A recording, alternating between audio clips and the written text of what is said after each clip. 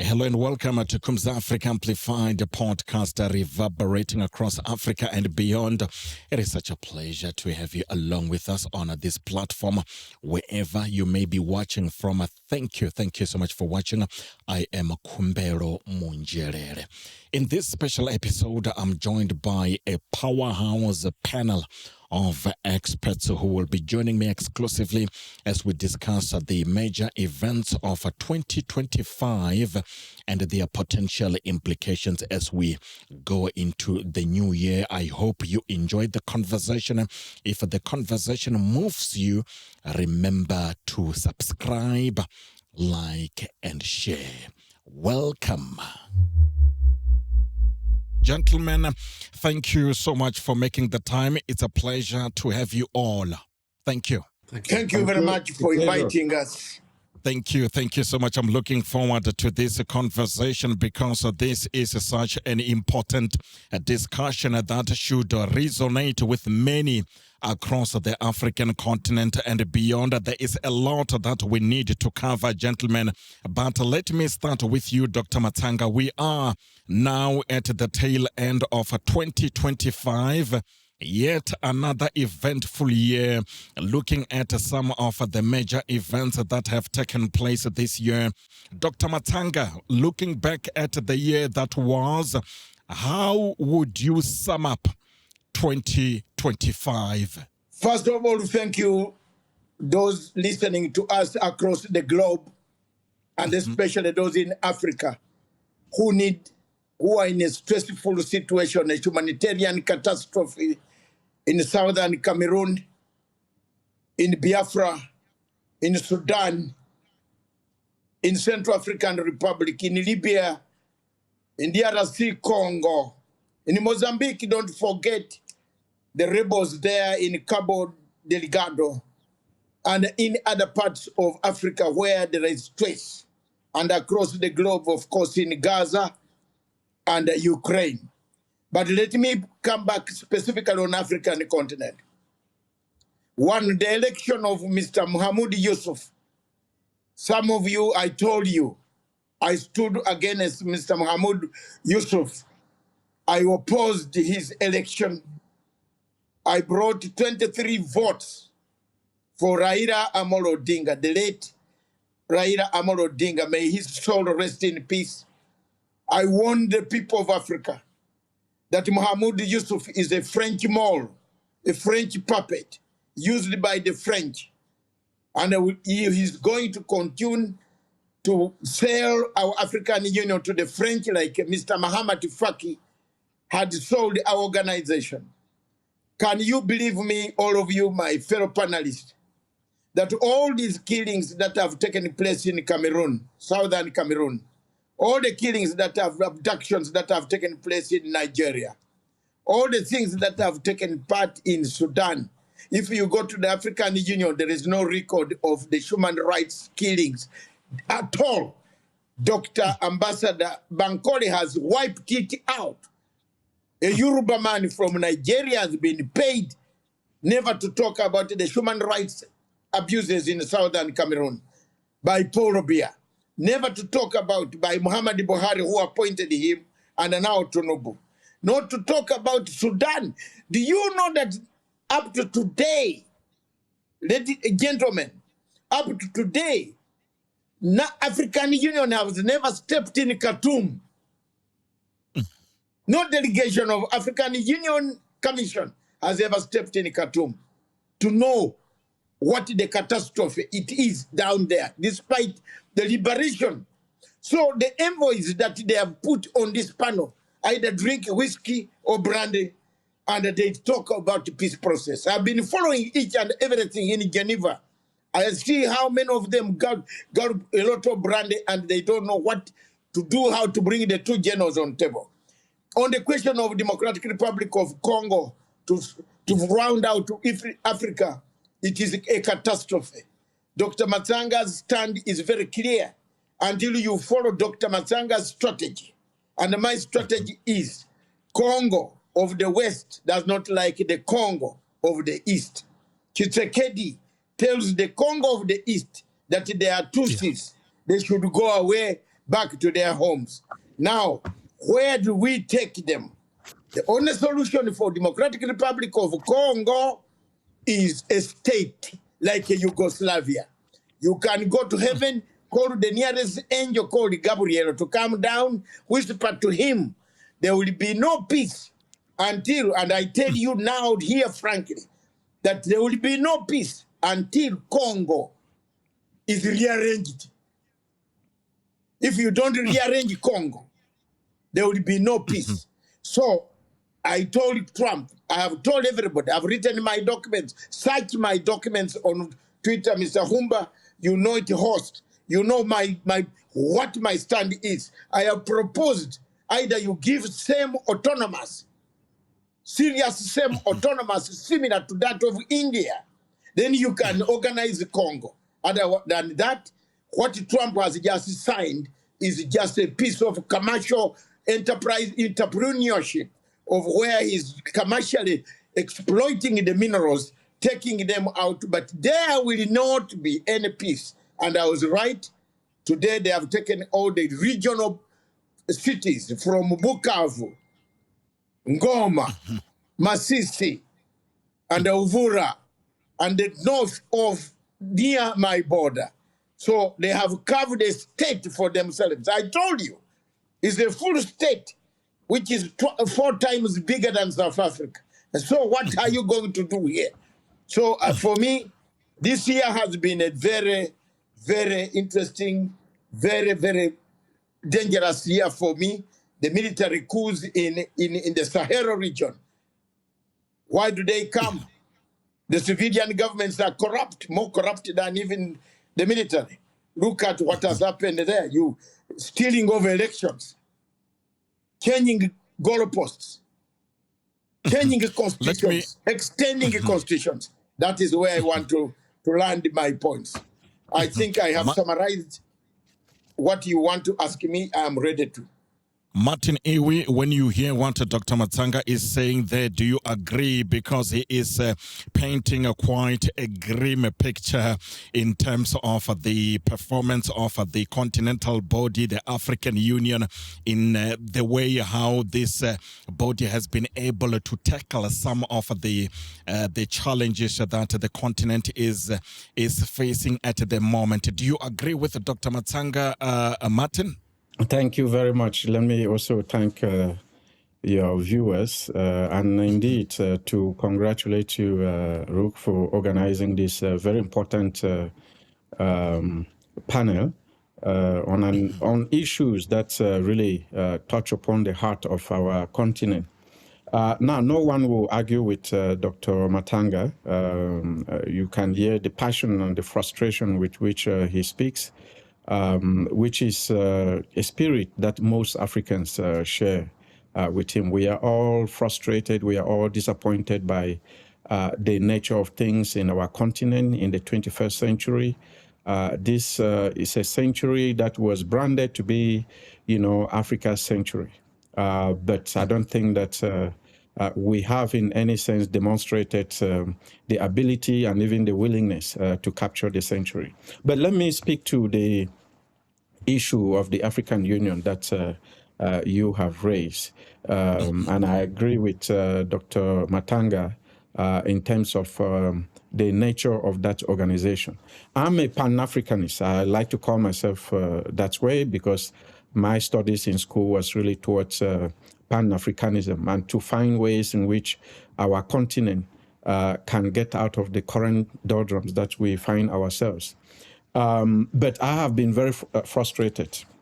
I went to work at the African Union immediately after my school, hoping, to bring that Pan-Africanism to life, and also hoping that in Addis Ababa I will meet fellow Pan-Africanists. But I was very frustrated. I was very disappointed that when I talk about Pan-Africanism, people look at me as if I'm coming from Mars. But that just to tell you the nature of the organization. So it is not made up of people who are Pan-Africanists. It's made up of people who want to make a living.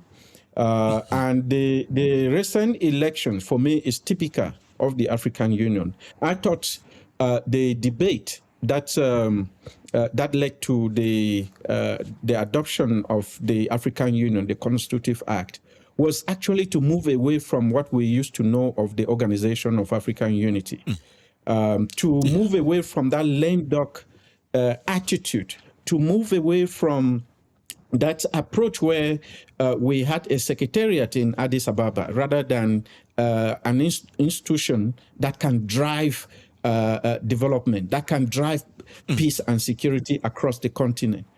But we failed. And the African Union and the word the Commission was actually deliberately adopted to make sure that it is not the OAU Secretariat. This is a body that is equivalent to the state, right? But in the setup, and our leaders knew because they like to play with words, in the setup of the African Union, they actually went for something that was even worse than the OAU Secretariat. So today, the African Union Commission is not capable of doing anything because the sovereignty of state prevails over the African Union. Whoever you put in Addis Ababa to lead the organization, I can tell you will never be able to do so because there is no powers given to the organization. It's a secretariat. So the Mahmoud is for me, is a clerk, is a secretary, right? And when you have that title, there is nothing you can do in front of our leaders. They see you as a secretary, someone to take note. So look, I think our ambitions and our expectations of the African Union is really too much. I think what we need to do is to tell our leaders that if they want an organization that can drive development, an organization that can drive peace and security across the continent, they must change the African Union and they must give it a different name or a different force. So nomenclature for me is not the problem. It is the force that is given to the organization, which we currently lack. So I don't think that Mahmoud and his team will be able to do even 1% of some of the problems that Dr. Matsanga has pointed out. So it's really, for me, you know, how many years, 25 years on, the African Union has not done anything to match even what the OAU did. So it's a shame, and we are all frustrated. Thank you very much. I'm going to bring in Stephen in just a moment, Martin, but you are continuing on the same vein with regard to what Dr. Matsanga spoke about. But what about the transformation and the reforms that have been going on at the African Union Commission? Because the AU governance, peace and security frameworks underwent a review this year. Has that particular review, Martin, brought any clarity, or are we still dealing with fragmented structures? We are. No transformation of the African Union will happen. I was there when we started it. Immediately, the African Union was established. They started talking about institutional transformation. Then we started asking, what are you transforming? The baby has not even started walking. Then you are already transforming. And the transformation has been on forever. So tell me, when are we going to know that the African Union is what we want and that there is no longer transformation? Let me tell you what is going on now. The transformation they are talking about is actually scaling down the African Union, what Kagame called cost effectiveness, right? Which is to further denigrate the organization, which is what they have done. They've eliminated some of the, or merged things that could not be merged, you know, in order to really scale down the commission. Look, if you compare the African Union and the European Union, we have 55 countries. The EU has 27, right? We have 1.4 billion people. The EU has way less than that. But if you look at the EU Commission, it's 10 times bigger than the African Union Commission. So what is it that we are really talking about? What kind of transformation? So transformation for me are the corporate organizations that are making a lot of money from this, because they bring in some very expensive companies, Harvard companies, you know, all sorts of companies that, you know, sell themselves as organizations that work on institutional transformation. But there is really nothing to transform. What we need to do is to fully establish the African Union, give it the powers that it needs, and for our member states to cede some of their sovereignty. Because if the sovereignty continues to be what it is today, I can tell you the African Union is just a talk show, and it's a club, right, where our leaders go there to meet each other, pat themselves on the back, and say, "Oh, you are still there," and all the like. That's what the African Union has boiled down to. But I say this with a lot of with some restraint, because I know that there are some technical institutions of the African Union, like the CDC, that are doing unbelievable amount of work, but we don't have many of them. So at the end, the commission in Addis Ababa, for me, it's a lame duck. It's a commission that is not built for the purpose. Let me bring in Stephen here to comment, because he has been listening attentively to what you gentlemen have been talking about. Stephen, earlier this year, the new leadership took helm at the African Union with Mahmoud Ali Yusuf getting elected as the new chair of the African Union Commission. He came in with some renewed energy, isn't it, Stephen, and bold reform processes, as we have been talking about, a purpose-driven leadership that some observers and some experts have been calling for. Where has he fallen short, Stephen? Thank you very much for having me, and to my fellow panelists. Look, I think I agree with the other speakers that the African Union is a lumbering, bureaucratic instrument or organization where the interests of the states are much more important than the interests of the organization. I think he came in, he was a bit of, for me, a rather bland candidate. Somebody like Odinga, I think, would bring much more personality to the job. But he remains a bureaucrat. And I just think there hasn't been much change in the way that the African Union has approached problems. They issue a statement when there's a coup or an attempted coup, and then not much else. Over the years, they've legitimated coups by allowing the coup leaders to take off the military uniform, have some kind of election that doesn't meet the standards of the continent or international standards, and then the country is welcomed back into the African Union and able to vote and interact and so forth. So Martin was alluding to the very much trumpeted Kagame reforms, where President Kagame led this process of streamlining the African Union. It built on previous reform plans, and it hasn't really worked. I mean, the merger of the Peace and Security Department with the Political Affairs Department, I was in Addis a few months ago. The morale still continues to be low. People don't, there are many posts that are unfilled, and the merger hasn't really strengthened either of those component departments. And people have forgotten about Kagame's reforms. He noted in his report how many hundreds of resolutions are taken every year and how few of them are actually followed up on. Are we serious? We have to ask the question. Our continental body is not really funded by our states. Yes, we do make contributions, but many countries are in arrears. And we don't pay enough as African states. The Europeans are still probably supporting 75% of our peacekeeping and peace operations budget.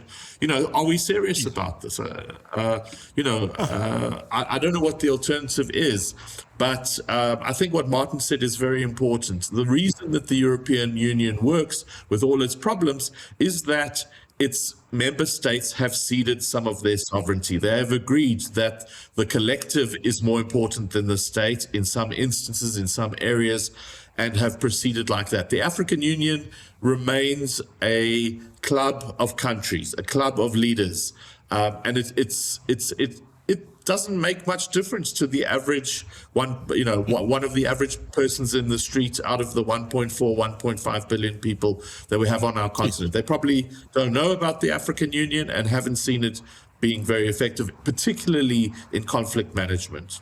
What about the African peer review mechanism, Stephen? Because I know that you have done a lot of work around the African peer review mechanism. What role is the APRM supposed to be playing in this slumbering state that you are talking about? Yes, so the African peer review mechanism was created in 2002. It is the African Union's premier governance measurement and promotion tool. Countries volunteered to be reviewed, and so far 44 out of the 55 countries have joined the APRM. About 27, 28 have had a full review. And it's a little bit like a performance review at the office. The boss asks you, how do you think you've done? So in the first instance, it's a self-assessment. It's an opportunity for government and civil society and business and the unions and youth and women to have a conversation about where the country is and where it's going. And I think that process is very healthy and very necessary. And then a report is produced, and the African Union, through the APRM, sends a mission to the country, which then interacts with that report and does its own investigations, eventually comes up with a comprehensive report and a program of action that's meant to be implemented. The country's supposed to implement that and then undergo a subsequent review and so on. What we found is that the APRM really hit a low point about 10 years ago.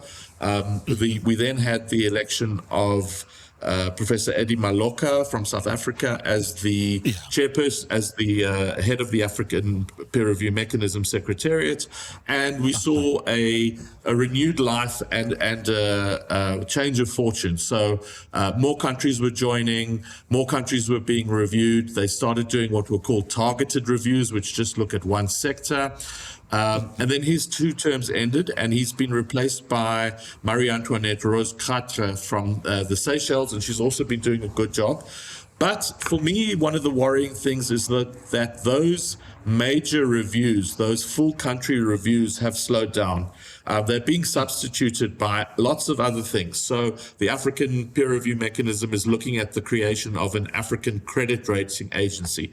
That takes a lot of energy. They do a biannual African governance report. The last one was on critical minerals. The one before that was on unconstitutional changes of government. A lot of energy goes into that. For me, the core business is being neglected, and that is examining governance at the national level and coming up with a plan to do something about it. Dr. Matsanga, Stephen is talking about the issue of the African peer review mechanism and the role that it is playing when it comes to the work of the African Union.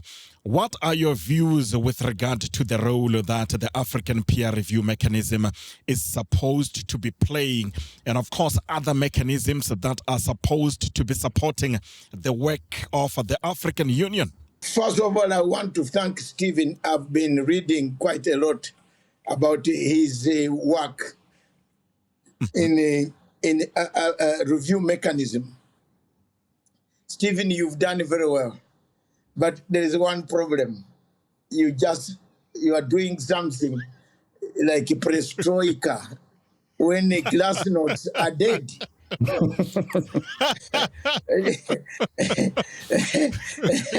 Any political scientist who has studied political science to the last iota, like Dr. Matsanga, I agree. I like your work. In fact, I've been following, especially you. I have been wanting to see whether something, does it work? Do they even agree? In fact, some countries want to lock you in. They don't want to give you a visa to go to their country. You know, because you are coming to check something which is chronic. AU is dead. It's just, excuse me, it's dead. The word DEAD, Stephen, it is like you are trying to raise one arm, the body, you know, when a body dies, it starts with the legs. The legs of AU are dead. Do you know how to identify whether a human being is still alive? Don't touch the head. Don't touch the heart. Touch the legs. Look at the legs of African Union. Financing, where does it come from? Those are, how do you create that African Union? Which union? Which union? Which one? French or English? These It guys. sounds. Yes. But what can be done? What can be done to salvage the situation? Because I'm coming to the point, by Mundara. This is a dead organization. Reforming it is just killing it more. It is like a Gorbachev. Gorbachev thought that the Soviet Union could be, perestroika. You create. The Glasnost were gone. And he found himself. Have you ever seen Gorbachev giving a lecture anywhere until he died? As he died, by the way, I don't know whether he's dead.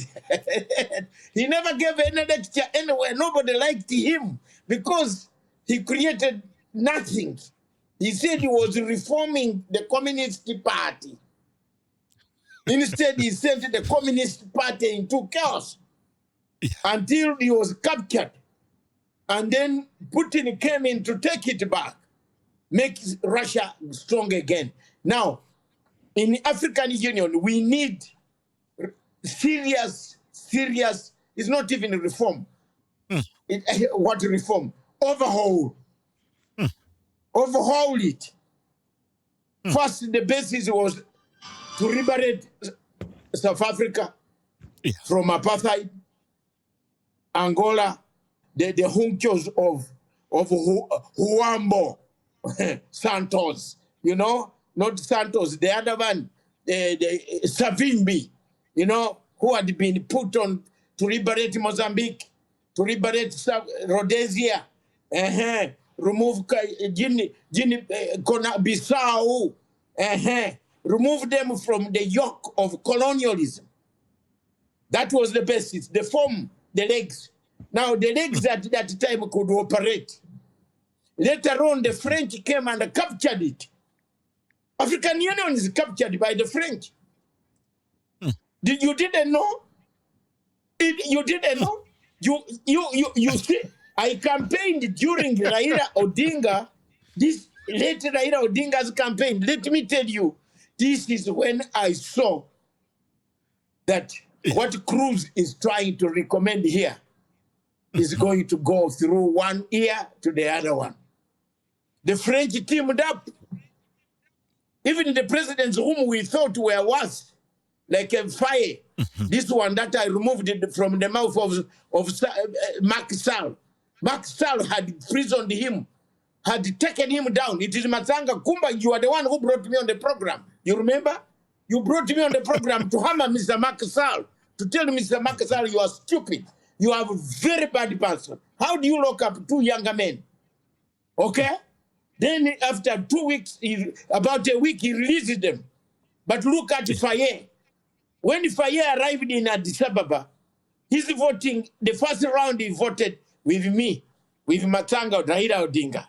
Then the second round, he looked around, bonjour. He went to vote this useless man from Djibouti. What are you talking about? That he came with what? Khumbza, you are saying this useless man is a French ball. He has been a foreign minister for 6 years. A foreign minister working for the French. Is there a country called Djibouti? Or call it French? Is there anything in Djibouti? What is in Djibouti? What is in Djibouti is French and hegemony. All the money that Djibouti collects has to go through France, has to sanction. So when you have a man like that coming from a wrong country, which foundation are you going to clean?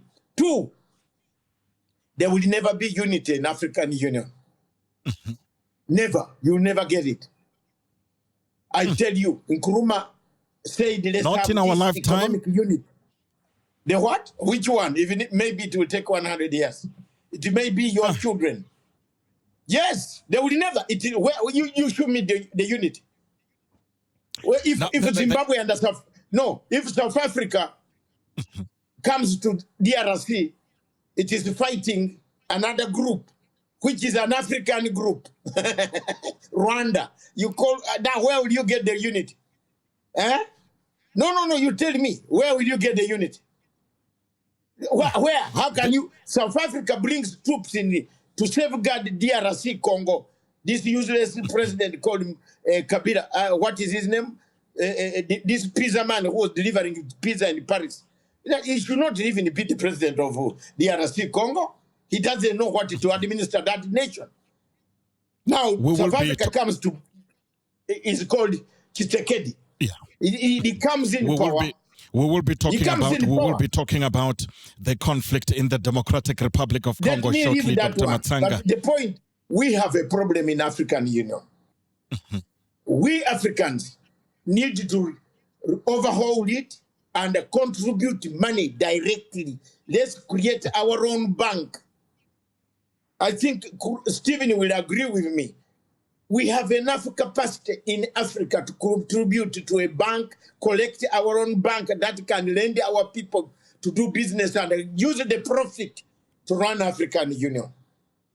Unfortunately, we even borrow from the same enemies who don't want African Union to be there.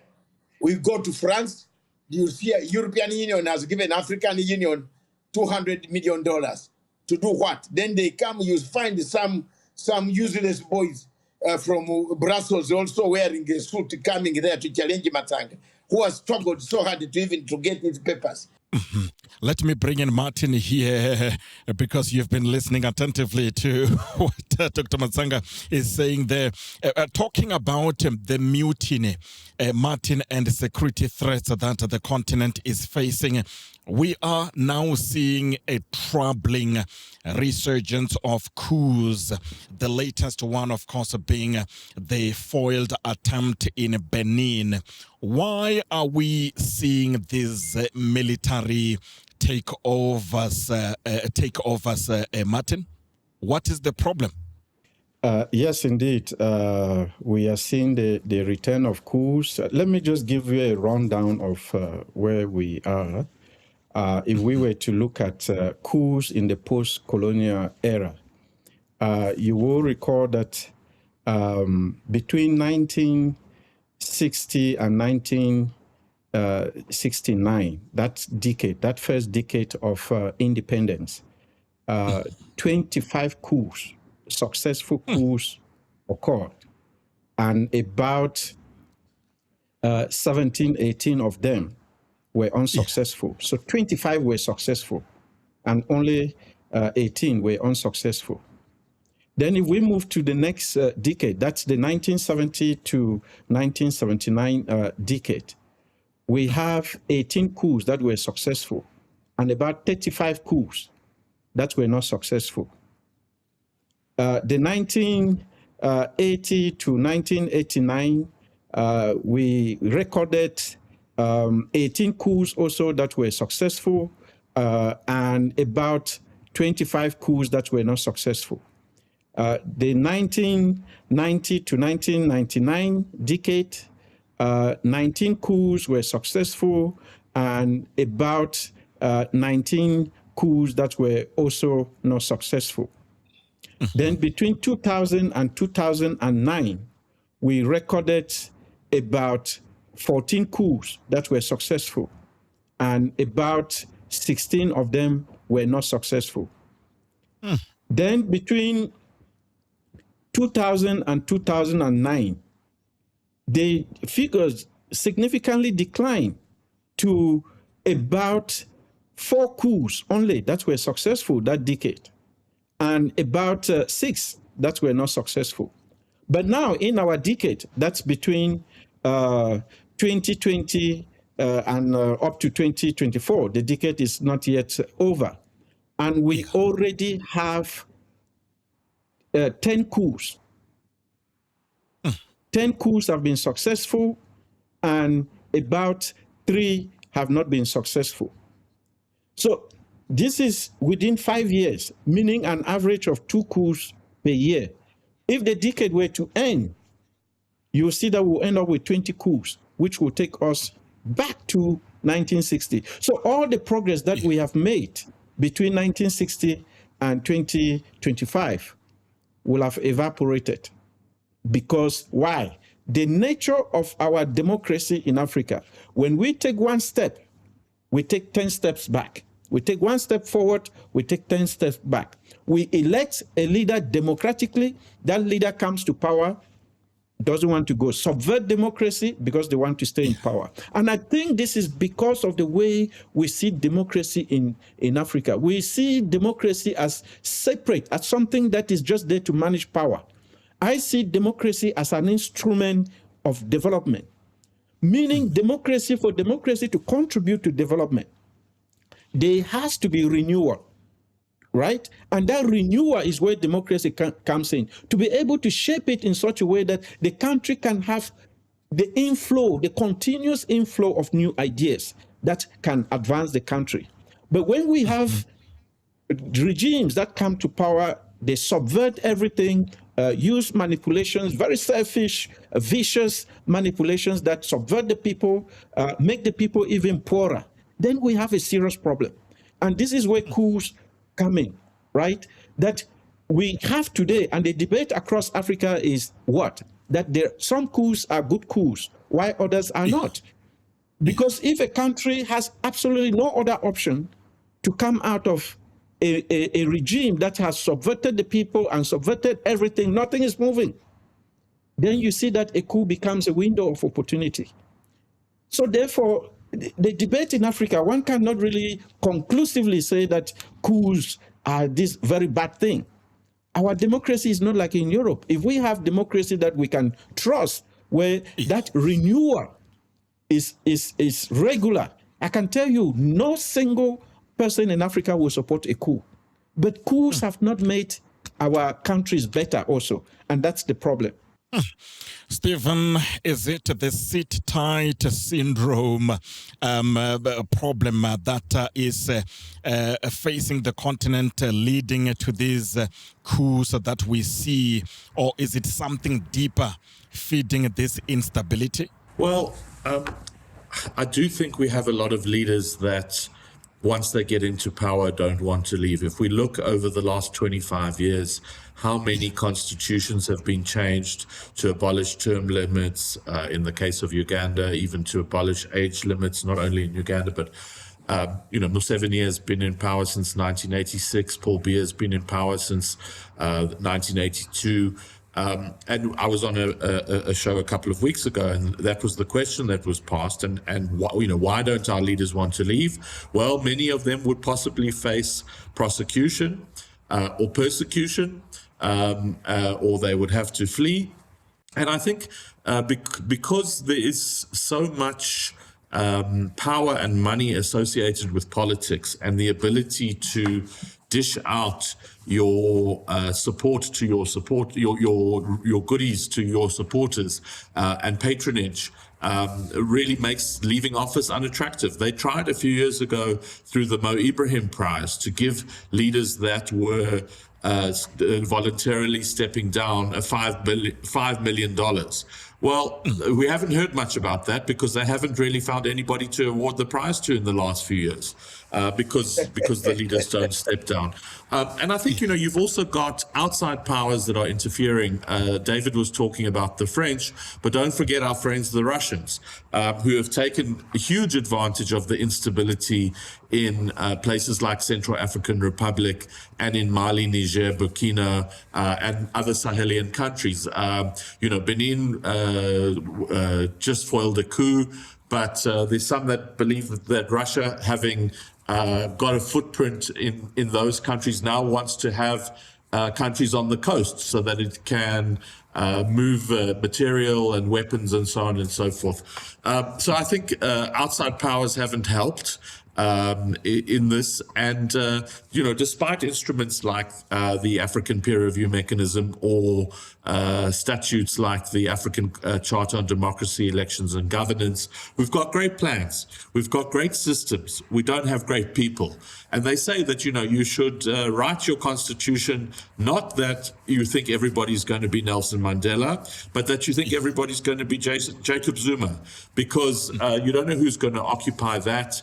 And we need constitutions and rules and laws that protect everybody, and give them a fair opportunity to improve their circumstances. So I think coups are very worrying. And what I said earlier, I think also the African Union doesn't really know what to do with them. So they allow these countries back into the Union after a short period, after very questionable elections. And this cycle is perpetuating itself. But I think one thing that we haven't talked about is how young the continent is. We know that by our average age is under 30 on the continent, and within a couple of decades, we will 1 in 5 people in the world will be from Africa. We also talk about the demographic dividend, that we are a young continent where everybody else is aging, where we will have the jobs. But we also have some very frustrated young people who don't see a future. They're neither in education or employment. They are ripe for radicalization, particularly in the Sahel region, for example. They have no hope. They have no future. They have no stake in society. And that's why we've seen young people angry in places like Madagascar, in places like Kenya, and many, many others. And I don't think we've really got a plan on how we're going to deal with young people. I mean, as you know, in South Africa, unemployment is particularly high. It's in the 30s, but unemployment of young people is even higher. And so we have these roots of tremendous instability on our continent. We're going to be talking about the youth-led protests as we go along, gentlemen, but I just want to dwell on this issue of coups for a moment, Dr. Matsanga, because most of these coups that we are talking about have mostly taken place in the West African region at a time when the integrity of ECOWAS has been thrown into some profound crisis, isn't it, Dr. Matsanga? What is ECOWAS to you? ECOWAS is France. Gruzd will tell you the truth. You know, Gruzd, I didn't know this was the Gruzd. I've been following most of his critical work. And I'm a very tough investigative street boy. I find so many Gruzd. You know it very well. ECOWAS, it's France. That's it, period. It is a name crowned a building in Abuja. But the rest is France. The payments, the funding, the instructions, the structures are French. So stop talking about ECOWAS. Just keep quiet, put it aside. Now, let's come to the problem, the root causes of coups. Well, but before I go to, there is something that we brought here of constitutionalism. Where did we lose it? Mm-hmm. As a school, I don't want to leave that part. We cut and paste. One of the most dangerous things we have done on planet Earth as Africans. We have cut and pasted the American Constitution into our systems. We have killed one man, one vote, because it can't work in Africa. Iwi, your leader of opposition is on the run. he's gone. The only place in Africa where everything has worked so well, Cruz, is where you are. And Khumbza. That is where, in fact, the model of South African type of governance, if African states took that, we could stabilize. Where you vote, Mr. Khumbza, you go back and listen to your winner, the winner from your house, while you are drinking your coffee with your family. The rest of Africa, Mr. Cruz and Iwi, you must prepare for dead bags, mortuary, open up, bring more fridges in the city mortuary for bodies coming. I swear in the name of God, let's be talking like Africans. The rest of elections in Africa expect dead bodies. They will come. And that's why, like Guinea-Bissau, The generals saw the dead bodies coming. They saw. Because nobody was conceding. Therefore, problem springs from the constitution. The Westminster style of constitutionalism, which is the British. The number of MPs you have, Mr. Holmes, make your government. If you lack what the constitution says, borrow from DA. That's what ANC has done in South Africa. Are you not moving? Are you not eating? Despite the fact you have load shedding. You are eating. You are moving on. You are doing things. You know? That's why you are envy. You are the envy. You are the envy of the Americans. The Americans are trying to say there is white genocide, this, but that's rubbish. The people have lived together. They only need to sort out some things and give something to the other people and they live together. This planet, we found it, we shall leave it. Now, the problem we have in Africa, and let me be frank here, before I come to the coup of is constitutionalism. We make very good constitutions and shrink them. Shrinkage of constitutionalism. Look at what Ouattara has done in West Africa. He started saying that I don't know how many years I am. Maybe I'm 20. I'm 20 now. Oh, what? No, this thing is going. No, let me remove the term limit, the age limit. That one I have no problem with. Are you hearing me? Because I'm not God. I'm not God.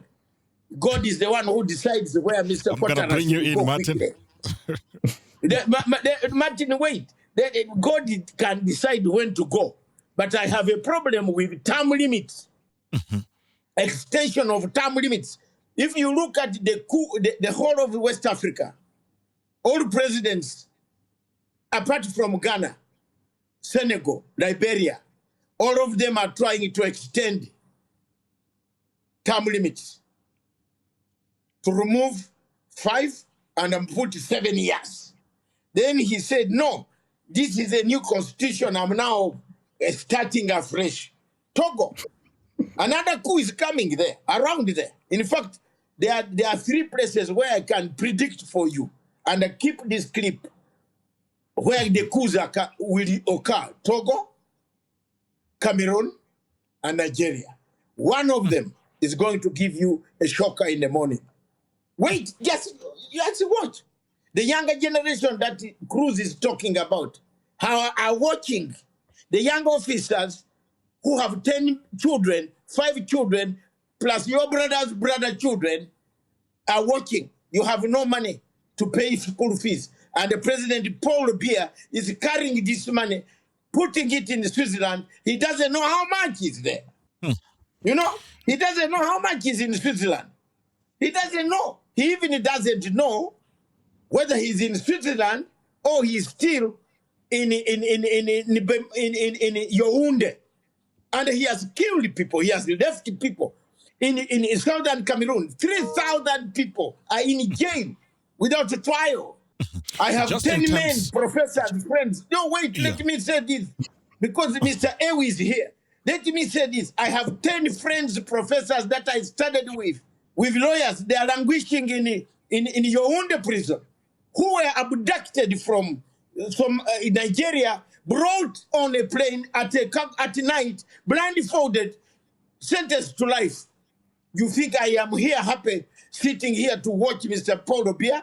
That is why Gruzd, this is the man. I went to the British court and put a caveat that should Mr. Paul Biya ever step in the United Kingdom, where I am, where I've been, I swear, he will die on a hospital bed. Okay? I'm waiting. Summons. It's not a warrant. If the plane has a problem technically in the airspace of UK and he lands at the Heathrow Airport, that summons is waiting for Mr. Paul Biya like a Pinochet. You remember Pinochet? Yes. That is how to deal with African dictators. You younger people, don't write books too much. Work like a Matsanga. I have put a caveat there. I'm also British. What will you do? What will you do? What? I have waited for Mr. Tunubu now. Tunubu and the polar bear, they don't come to Britain anymore. They go to France. Yes, check. They go. Tinubu has been told there is a caveat here. There is law. We went to school to have tools of analysis, not to misuse them.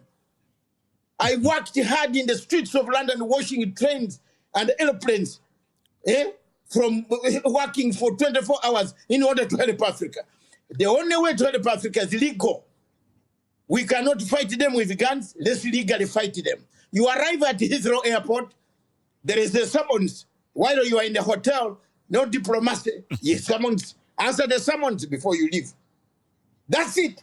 That's why Tinubu now, his medical treatment is changed to Paris. That's why now, Paul Biya, because these are the impediments of Africa. They are the big bad example of the Africa we have. How can you have a man who doesn't know where he is? At least my president in Uganda knows where he is. No, for honestly, Museveni knows where he is. And Museveni is very intelligent, by the way. Let's give him a credit. I have opposed him for since 1982, but he's very intelligent. He calls me, says, Dr. Matsanga, you remember when we are doing this in Tanzania? We fought to remove Idi Amin. So we are not going to harass you. But you stay there as a parasite. You're a parasite, talk from there. That is okay, but he knows where he is, even in the opposition. Martin. So the worst thing that we have, as I land, the worst thing that we have in Africa that causes coups is bad elections. Bad elections. Martin, briefly, it is the first time that the ECOWAS has imposed a regional state of emergency, isn't it? What are the implications, briefly, Martin? Well, a regional state of emergency is to actually give ECOWAS some powers to do things that they've not been able to do, and also to really highlight or to draw attention to this specific security dilemmas that the region is facing. And I think, well, it's never been done. I've never seen an organization that did that before. So we are looking with a lot of interest, with a lot of curiosity to see how the state of emergency is going to enable ECOWAS to do some of the things that it has never been able to do. Is it going to rule by martial law? Does it have the powers to dictate to states, to impose on states? We've seen it before. It has done that in small countries. You know, it was trying to do that also to Guinea-Bissau. And we saw it. They did it in the Gambia, you know, where Gambia was refusing to leave and ECOWAS coming to impose. Probably those kind of powers we might see again, but where will ECOWAS impose those powers? Is it in Burkina Faso, where, you know, terrorists are running the show, or is it in Mali, or is it in Niger? So there are a lot of things that are going on within the region. It is true that the region is facing threats that's really are far-reaching and therefore require a different way of reaction, which is where I see ECOWAS going in. But I wanted to react to some of the things that Dr. Matsanga has been saying, which you know, are very pertinent for our discussion. And this is, I like his venting, because they really reflect the mind of the ordinary African. This is the feeling in the street. But the one thing that you mentioned, which is about constitutionalism, it is indeed true. That's our problem, because we do have constitutions, but we don't have constitutionalists. I think that's the key that we need to note. Just like we have democracy without Democrat, we have been able to call our regimes or to call our state democratic countries. But do we have Democrats? Are our leaders Democrats? And I think that's, we've separated those two. So we believe that if a leader is elected and the leader comes to power, that leader is a Democrat. No, no. I've seen in many cases in Africa where a leader has been in the opposition and has fought democratically, you know, fighting for democracy to be instituted. And once that democracy is instituted, this leader is elected, it's as if democracy ends there. And this is our problem, that I think we need to be cultivating Democrats. We need to be cultivating constitutionalists, because our leaders are not. They are not constitutionalists. They are not Democrats. And that distinction is what is causing a lot of the problems across Africa. So probably we need to educate our students. This need to be introduced into school much earlier, so that we can groom even students that are Democrat, and our society becomes Democrat, not democratic, but because these are Democrat. And that's where we might be able to make a difference, because once you are a Democrat, all the democratic values flow in your veins, right? When you violate the Constitution, you yourself, you are conscious of it. You can come out and apologize. But if you are not a Democrat, you can violate all the constitutions. Nothing will happen. I will say this one thing before we can move on. I know we have a lot. At the African Union, what the African Union should have done, and I like what Stephen said about the African peer review mechanism. I participated in it, but my frustration with that, it was an important mechanism, key in the paper, to really transform our country from within, right? From within and really deep into the state. But the problem was that, again, we didn't have the people. Because when the APRM goes into countries, these leaders, they lie. They lie openly. And then they come out with some flowering report. When you lie and we don't get to the point, tell me, what is it that you can change? So that change is not there. Then the second issue is, what happens after the APRM review? That's where the challenge also comes in. We've not been able to institute. When I was at the African Union, here's what I propose. We reviewed the Lomé Declaration on Unconstitutional Changes of Power. They asked us, what is it that this declaration needs to say that it is not saying to stop coups in Africa?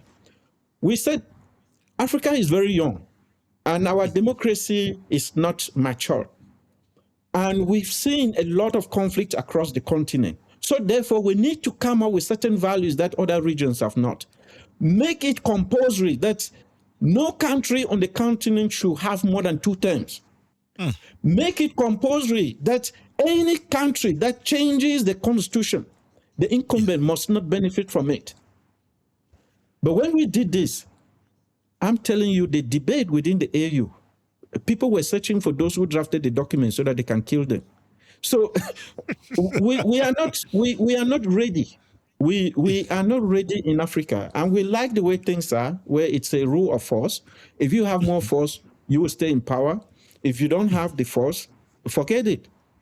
So for me, these are the fundamental issues that we need to do. The African Union need to have a specific charter, and not every country. If you want to belong to the African Union, then you must meet certain values. This inclusiveness is what is running the organization down. There's no respect for the AU. Because what did the country do to become a member?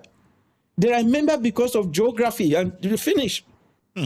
So the EU, if you do something that is out of the EU values, you are sanctioned. It doesn't matter whether you are Great Britain, it doesn't matter whether you are France, it doesn't matter which country you are. So this is what we need to do. And I think we need to set up a new organization in Africa, which is based on merit, right? And only countries that meet certain values become members of that organization. And that organization must demonstrate that every country needs to be here, meaning they need to show on the ground their progress should speak for it. And I think they will be able to make progress in Africa. This inclusivity is wrong. Remember, the AU is not what we think it should be.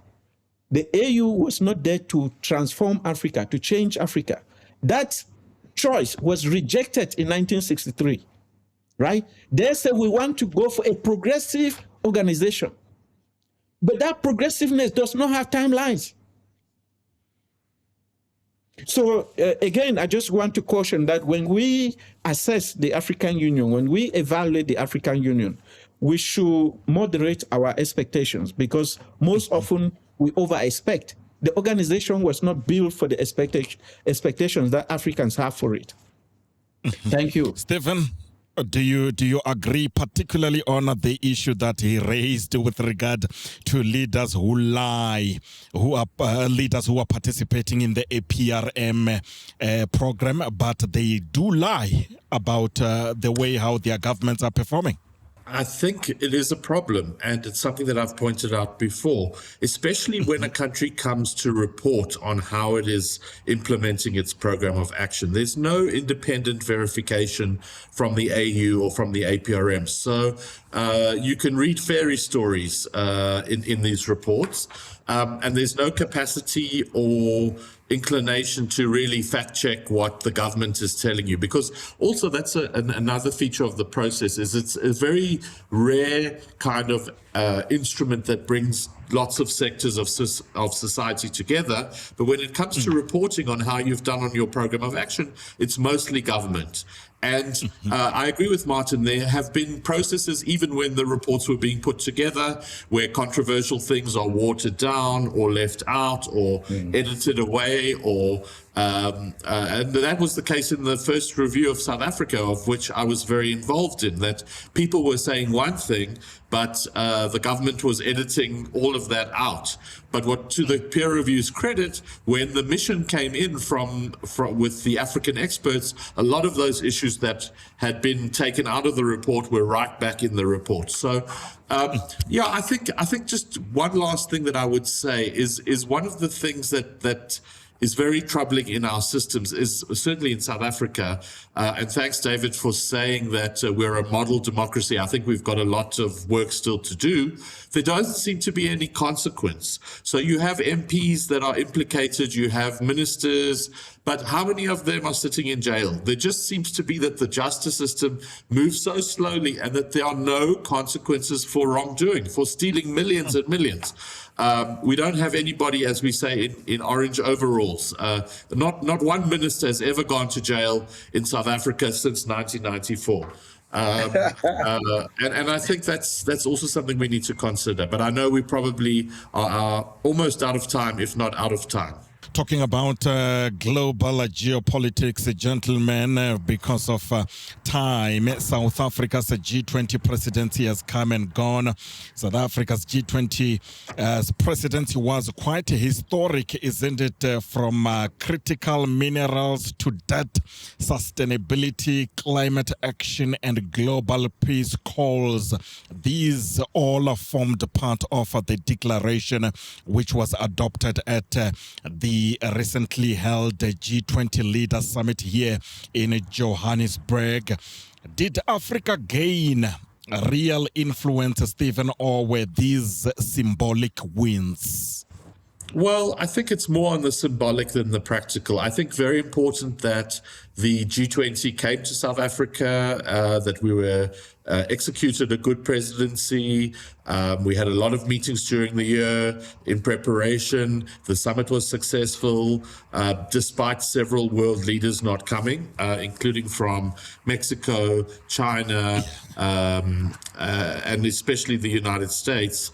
And that was a distraction, I think. I think South Africa deserves a lot of credit for putting this together and for managing to get a declaration. It doesn't always happen in a very fractured and very difficult world. I mean, now we're seeing this bizarre development of the US now not inviting South Africa to any of the G20 meetings that have already started for their presidency. And South Africa's almost said, well, we'll just take a gap year. We'll sit out until Great Britain takes over the chairmanship of the presidency in 2027. Other countries haven't really stood up for South Africa.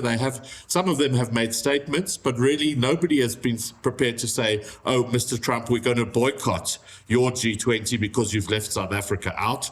So, but has it had real benefit? I mean, that's a good question.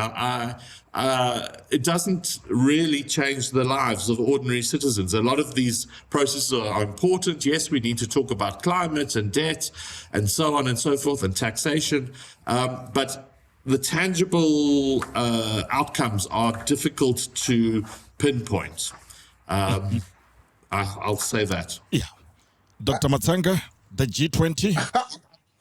I think you gained more on the photos.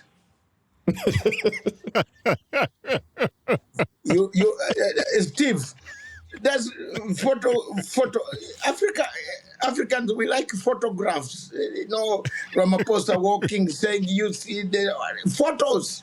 What did you gain out of it? What is it? Where is it? It's not coming. It's not going to come. It's talk. Climate change. You look, COP26. When I started attending COP26 in Edinburgh, up to now, we are still talking. The biggest polluters continue polluting. Gain photos, photo. Africans, including Ewi, they like photos, wearing suit, tie like he is. Where I come. No. Look, for you experts, analysts, researchers like Stephen, I like Stephen, his work, and I hope, Stephen, you also follow my work. My good work in Africa. I am frank, open, straightforward man. We gain in photograph, photogenic. We are like, you like African presidents standing there, shaking hands. You saw the way the discussion with Macron, who doesn't even, Macron is a small man who cannot even advise a big guy like Ramaphosa, who has gone through this liberation struggle. You see the way Ramaphosa was bending towards Macron. No, this is not the Africa I want. Let me be very honest.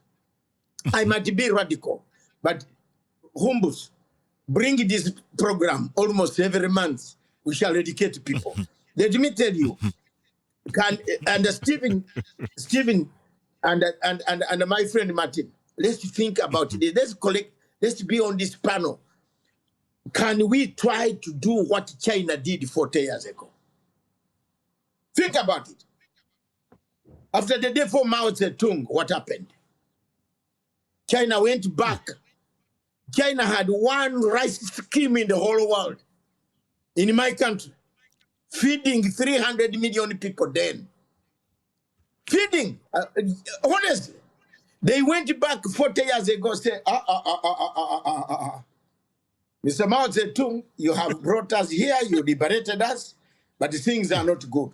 Can Africa start, and that should be our next topic maybe, can Africa start thinking that way?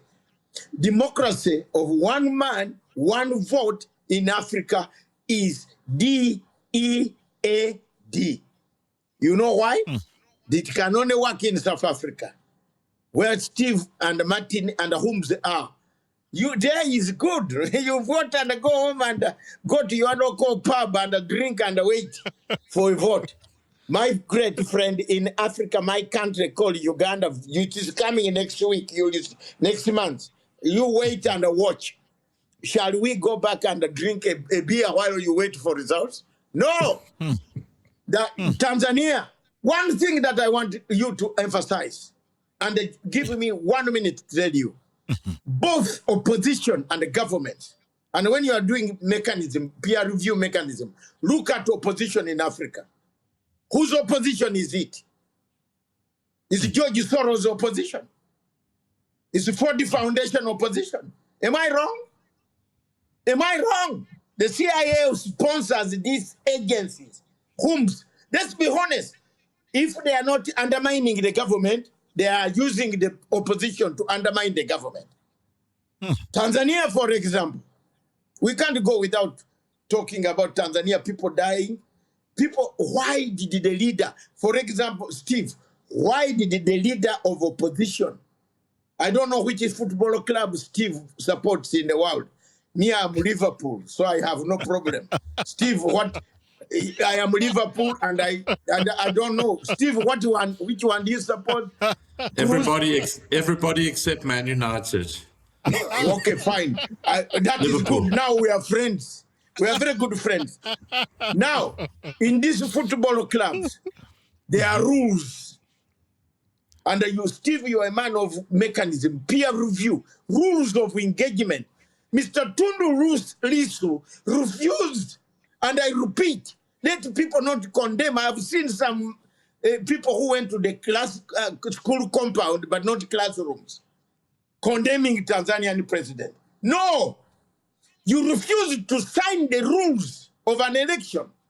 The code of conduct of an election is you must sign a code of conduct and say, this is what I will follow. Thank you. You can't go to court with dirty hands. Steve, can you go to the judge? I said I had to kill someone. I've come here for you to help me because he had my money. Can you do that? That's what Tundu Lissu did. And I want you to understand that today, that the question of Africa, we misunderstand, and then America has come, European Union has come heaping sanctions on this woman. As soon as the woman, Mr. Tundu Lissu, came with a plan to say I will not participate in an election. Okay, why don't you sign first, then go to court and seek extension, like Raila Odinga used to do in Kenya? Why did you refuse? Then immediately, Mr. Tundu Lissu started saying, Madam Samia Suluhu is from Zanzibar, should go to Zanzibar. Yeah. Nyerere in his grave, no, Holmes, wait. Nyerere in his grave will thank Dr. Matsanga. I said, that is rubbish. You cannot separate Zanzibar from Tanganyika. No, we shall fight you as East Africans. We shall, and you try Tanzania, you come, we are going to rally behind that woman. And these NGOs that come to harass Africa for the foundation, outfits of SAIIA coming to say, oh, we are giving you money. I hope, Khumbza, you are not using part of their money here, because I will not come to your program. Yes, if you are part of them, I will not come. I swear in the name of God. These are SAIIA outfits that destroy Africa.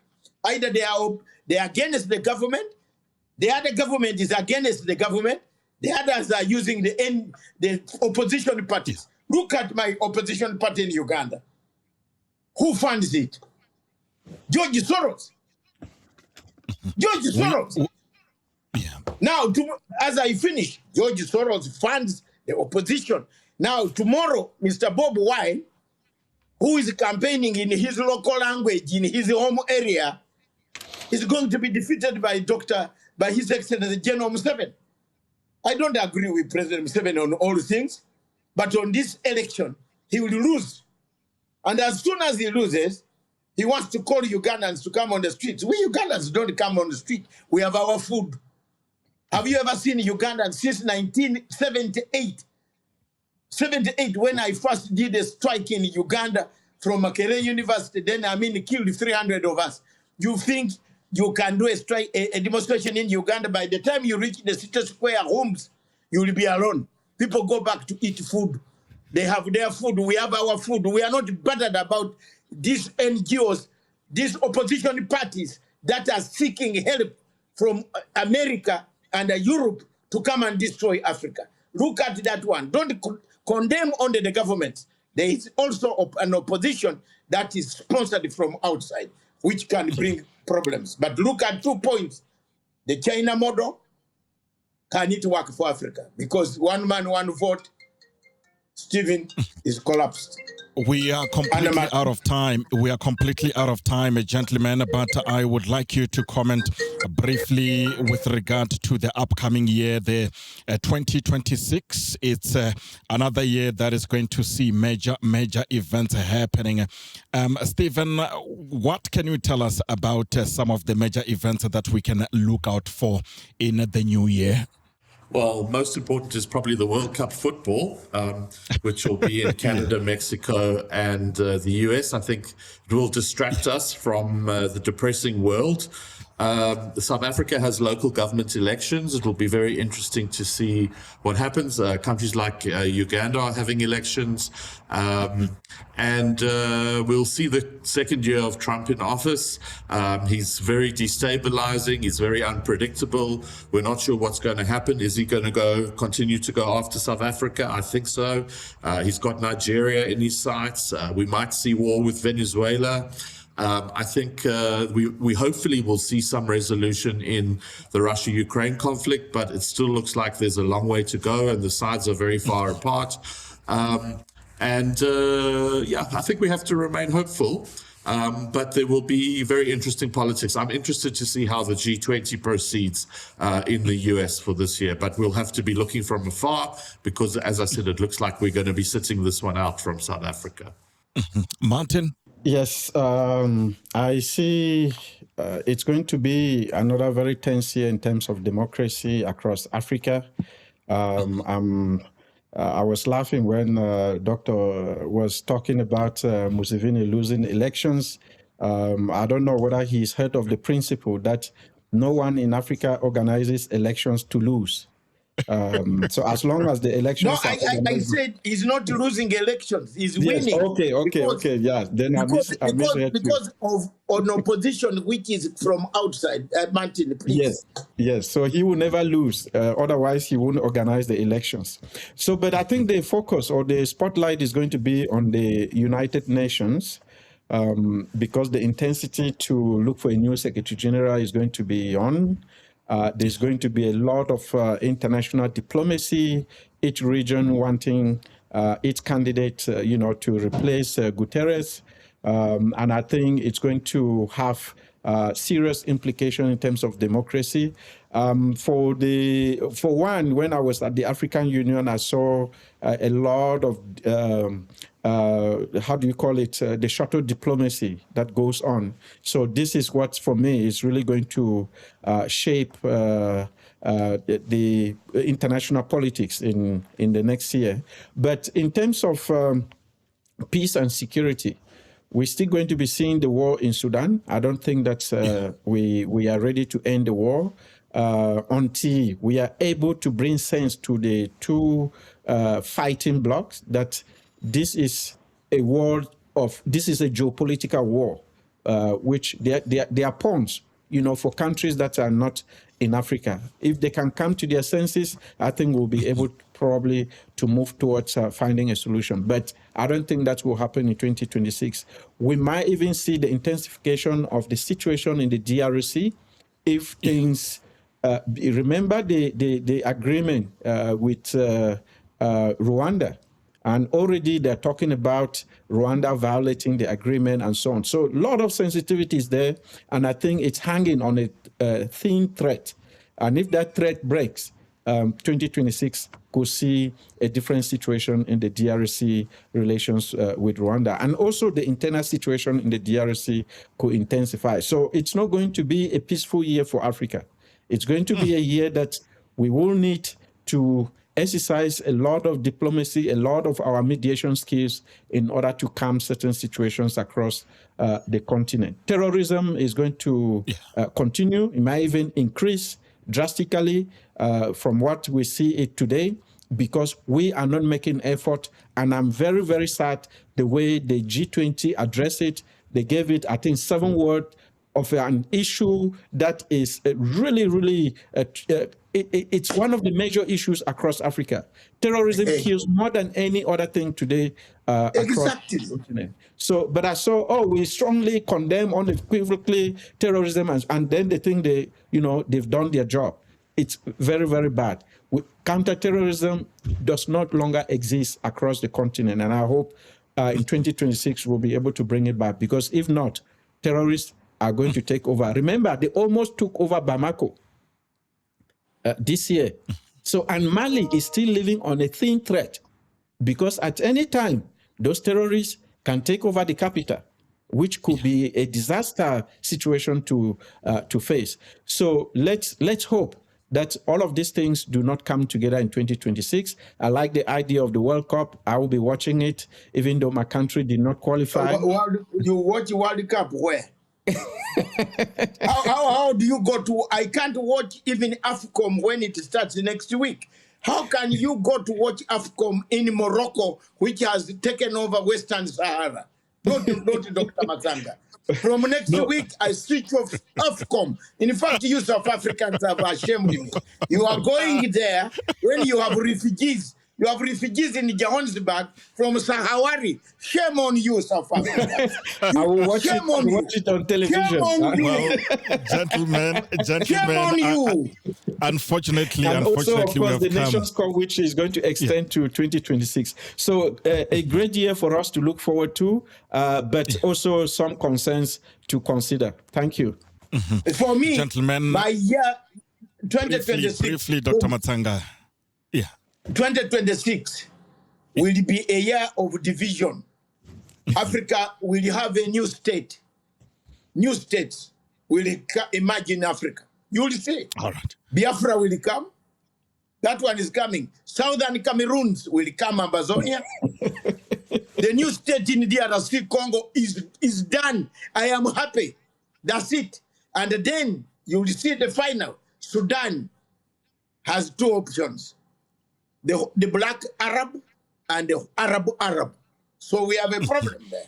Either we split. 2026 has those things emerging. Thank you very much for calling me here.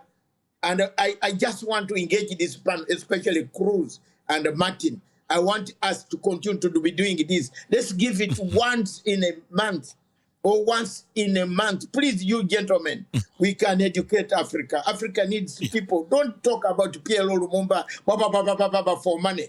Let's do this for the people. People who look for money, they are talking Africa that I'm a Pan-African. When you don't even know the source of River Nile, I am not one of those. I was in Ginger, my brother. Gentlemen. For you know, some people don't know the source of River Nile. They think it is Orange River. Thank you so much. Thank you so much, gentlemen, for your insight and for making the time. It has been such a pleasure having you on this podcast. I feel so honored to have all of you here on this platform. That was Stephen Gruzd, Dr. Martin Iwi, and Dr. David Matsanga joining me exclusively here on a Khumbza Africa Amplified podcast, reverberating across Africa and beyond. If you enjoyed this conversation, remember to hit the subscribe button. Let's amplify African voices in big numbers. Thank you so much for watching. Until next time, it is goodbye for now. Cheers.